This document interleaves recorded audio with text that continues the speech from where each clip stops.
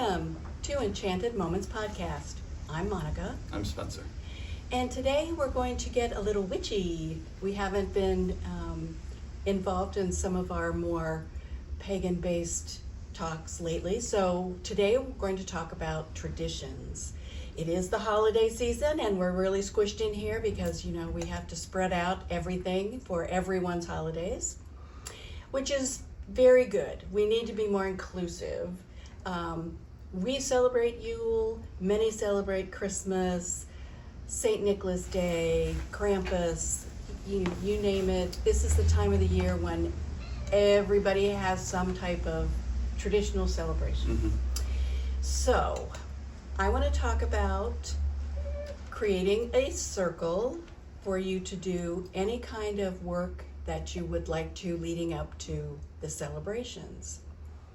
We haven't talked much about casting a circle, but what we do it for is to present a particular space as sacred.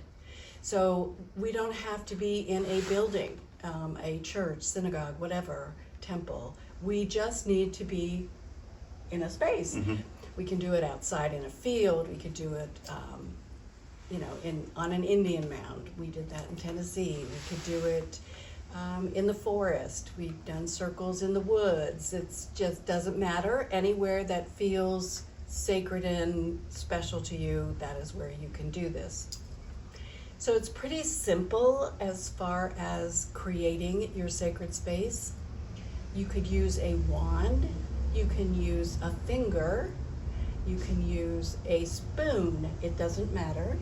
All you want to do is focus your energy as you move around in the circle. So if you stand in the middle, take a deep breath, go to the point where you would like your circle to begin, and then as you go around the circle, just say to yourself or out loud that you are casting this circle, creating sacred space in order to do your special work, and just walk around in a clockwise manner.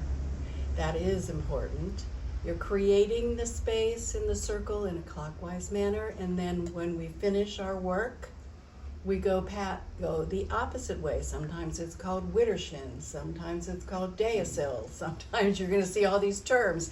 It's counterclockwise. So if you read anything you don't understand it, don't worry. You go clockwise to set your circle and counterclockwise to open the circle.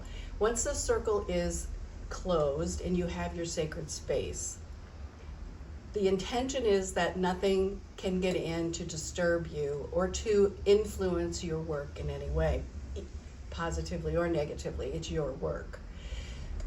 So if you have a little altar in the center, if you do not, it is okay too. You can do work just standing there in your circle.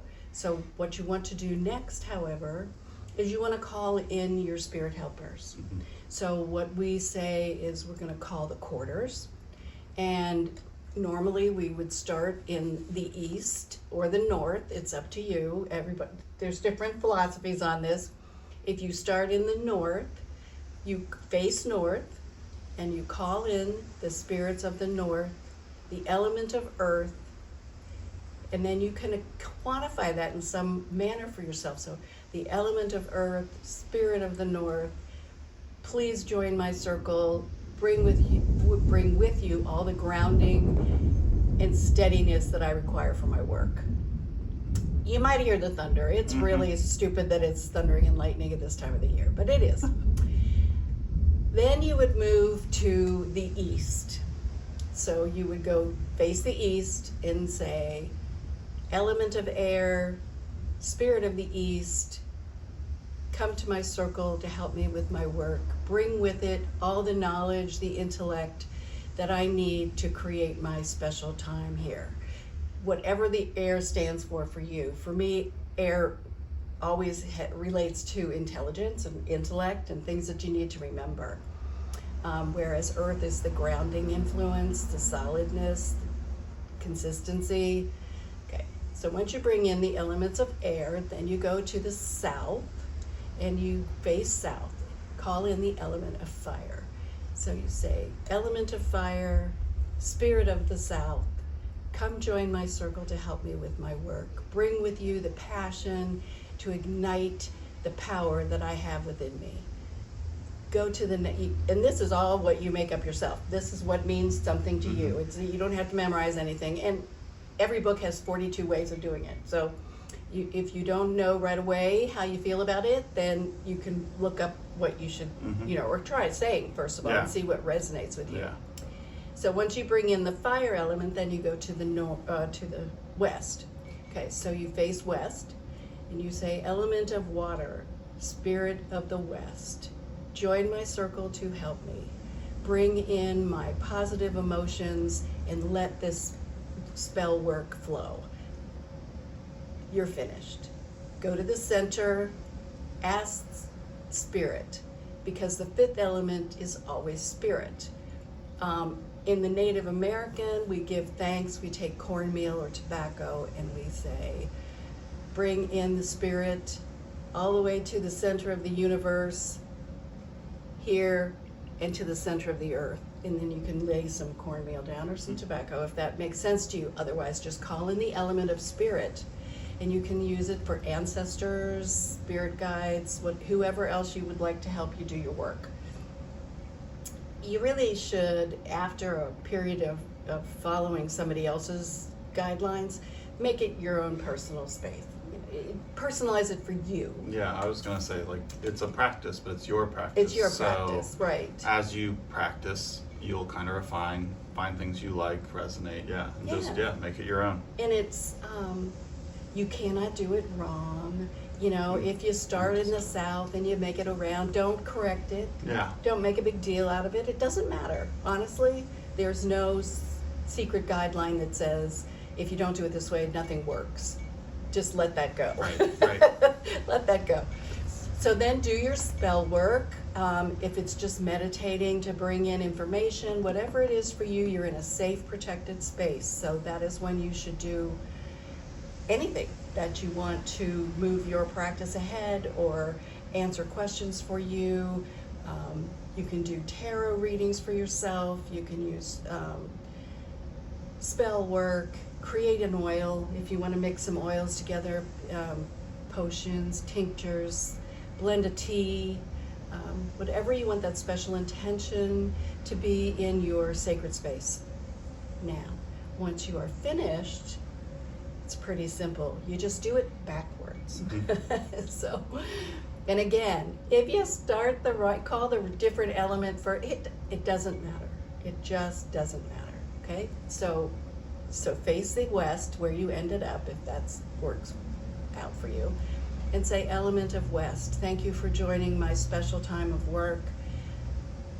Spirit of air, thank you. You are released. Be well. Go back to the south. Element of fire, spirit of the south, thank you for joining me and doing my work. You are released. Be well. Same thing, back in, all of the different elements. Then when you are finished and you're back where you started your circle, then you have to say, thank you for all my helpers, any spirit, ancestor, guide who has participated with me. You are released. Thank you for sharing your time and your energy. Be well. Then go in the opposite direction. So you're going to go counterclockwise. So you're going to start there and you're going to point your finger or your wand or whatever you want to focus your energy.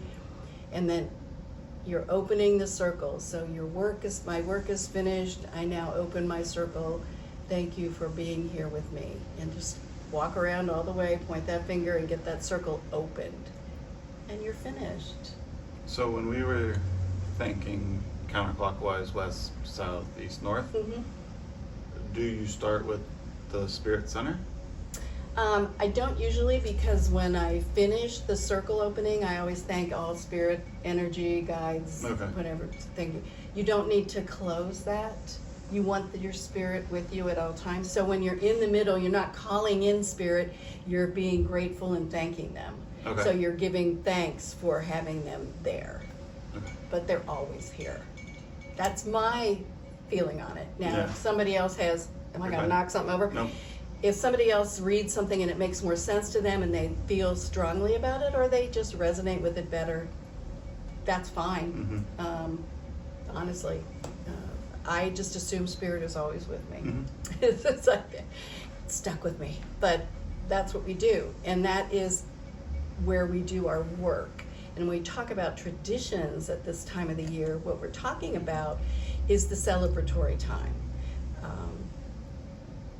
Investigate your family lineage. You may find some grandmother recipes, or you may talk to families. This time of the year is when families share stories and bring out a book that they always read on Christmas Eve, or there's all kinds of little traditions that we sometimes take for granted. My mother made Christmas cookies. I found her recipes. Will I ever make all those Christmas cookies? Doubtful. Lots of them are really hard. She was an excellent baker, and nothing intimidated her. So, but we have them, and we have them in her handwriting, and it's just a wonderful thing to have. And if you pick one a year and do it, it's honoring your family lineage. It's honoring the spirit of your mother. Whatever works for you, try that.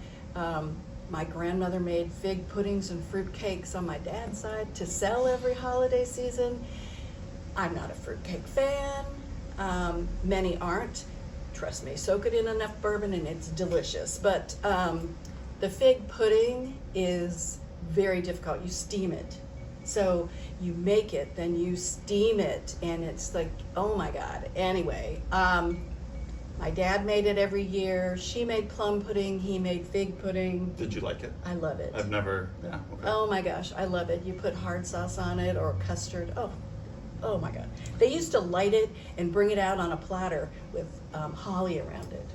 It was very English. My grandmother was English. She was right from England. Right after World War I, she arrived here. So we had a lot of English traditions in our family around the holidays. So everybody else has ham and turkey on Christmas, roast beef, Yorkshire pudding, fig pudding.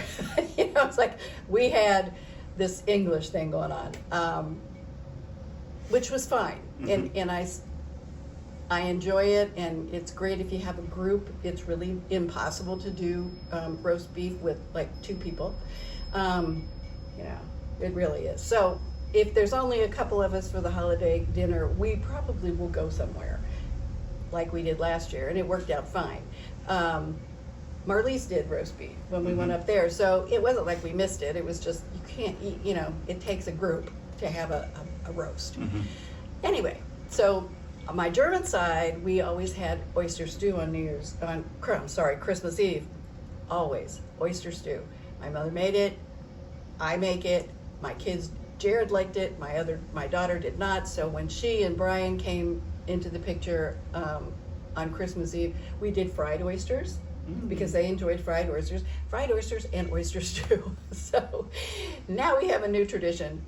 But now that nobody gets together on Christmas Eve for the most part, I don't have to worry about it at all. If I want to do oyster stew, I can. If I don't want to, I can't. But those are things that just stick with you, They put out their wooden shoes because they were on the border of Holland and Germany on St. Nicholas Day, which is the night of the 5th. St. Nicholas would come, leave some fruits, basically. I mean, over the years it's changed, but we always had an orange in our stocking, and candies and little dried fruit candies and things like that. And that's when we would leave our letter for Santa. So St. Nicholas would pick it up and make sure he got it. Easy peasy, right? But everybody has traditions around this time of the year. Decorating your home.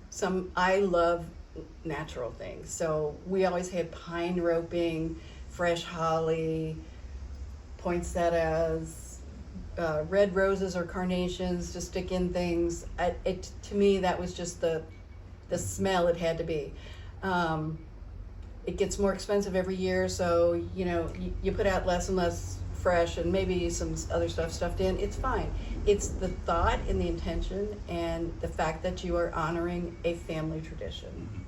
So I'm sure your family had many traditions as well. There were always certain ornaments that you put out, or things that you put on the mantle. Sometimes it's little statuary. It doesn't. Everybody had something.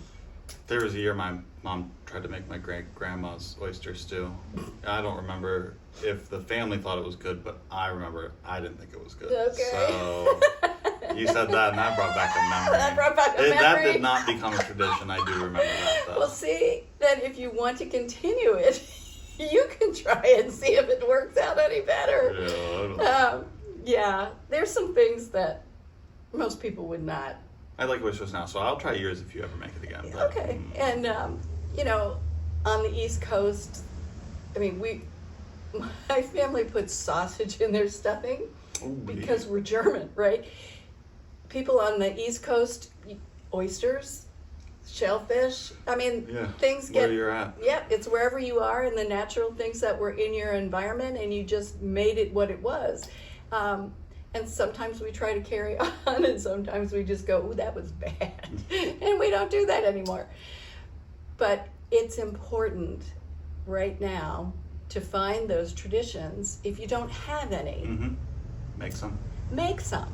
It's really not important. If you have things that have been passed down, little traditions, little timing of certain things, if you always bake Christmas cookies the week before Christmas or the holiday or whatever, or you lit the candles in a certain way, whatever, if you don't have that, that doesn't mean it isn't a special time for everyone. Sometimes those traditions can become seriously burdensome because everyone's expectation is that that will continue forever, regardless of whether or not they even see it. But so, if you have one, yay, enjoy it. If you don't enjoy a particular tradition, time to let that one go, and then find one that works for you. Yeah. So, it's really not. Going out and finding some decorations, when you have your Yule log, go out and find a small piece of wood, Yeah. wrap ribbon around it, you know, burn it outside or burn it in a fireplace or a fire pit or whatever. Times have changed, you know, we don't have the same environment. We heat with, you know, gas and electric now, not wood, some of us, but just think about it in terms of what is going to make it special time for you. And I think that is the most important thing. I agree. I do too. So if you have questions about the circle setting, how to do it or how not to do it or whatever, and you're confused or concerned, just write us a note, bottom of the comments, and we'll definitely check it out and try to answer your questions. And we are coming up on the holidays. Everyone has a different set of holidays to celebrate. So we will talk about Yule because that's the important time of the year for us. But please remember that we are not disregarding anybody's traditions or holidays. I think it's important that everyone embrace what works for them, enjoy your holiday, and create a special time for yourselves. Thank you, and we'll talk to you next time. Yeah. Thank you.